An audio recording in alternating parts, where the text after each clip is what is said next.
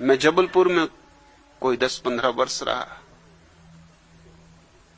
वहां एक फकीर थे, मग्घा बाबा, बहुत प्यारे आदमी थे।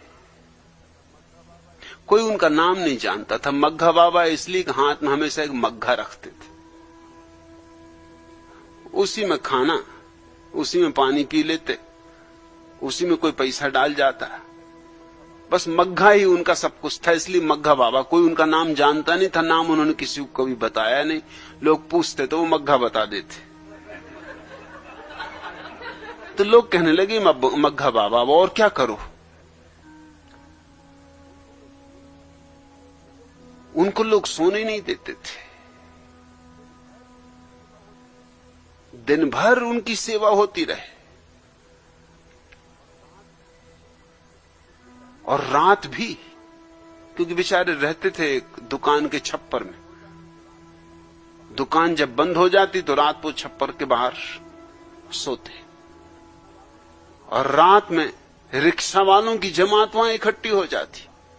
अब रिक्शा वालों को कोई काम नहीं रात में, जब ट्रेन आएगी तब वो लोग ले जाएंगे लाएंगे, बाकी समय खाली बैठे।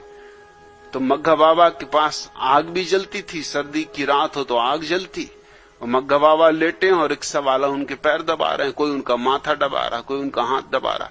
कभी कभी मैं उनके पास जाता था। जहां तक मेरा ख्याल है उन्होंने मेरे सिवाय शायद ही किसी से कभी कोई बात की।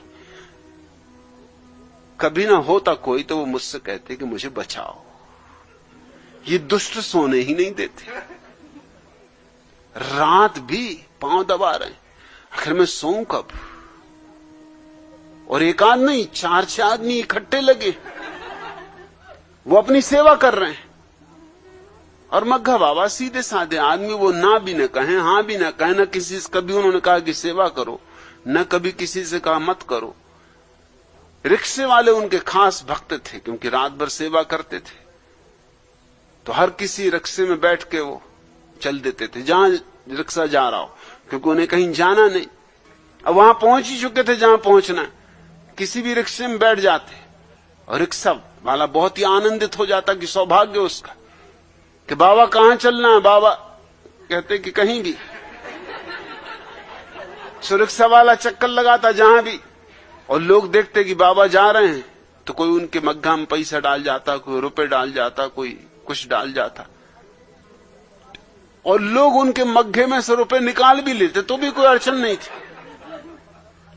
कोई एक आध आदमी आकर पूरा मग्घा खाली करके ले जाता तो वो अपना मग्घा खाली कर लेने देते, कोई भर जाता तो भर लेने देते।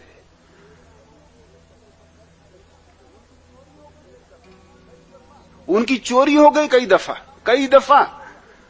कोई रिक्शा वाला उनको चुरा के ले जाता, दूसरे गांव ही ले गया। महीने 15 दिन बाद पता चलता कि मग्घा बाबा को चुरा के ले गया कोई, फिर उनको दूसरे गांव से लाया जाता, और आखिरी बार वो जो चोरी गए सो आज तक पता नहीं कि क्या हुआ। जहां तक मेरा ख्याल है वो आखिरी बार चोरी नहीं गए। चल बुलिया चलो थे चलिए, जिथे वसन सारे अन्य, ना कोई साड़ी जात पछाने, ते न कोई सानू मनने। घबरा गए होंगे बहुत, सब आंख खड़े हुए वो कि बुल्ले चल, वहां चले जहां सब अंधे बसते हो, और जहां ना कोई हमारी जात पहचाने और ना ही हमें माने।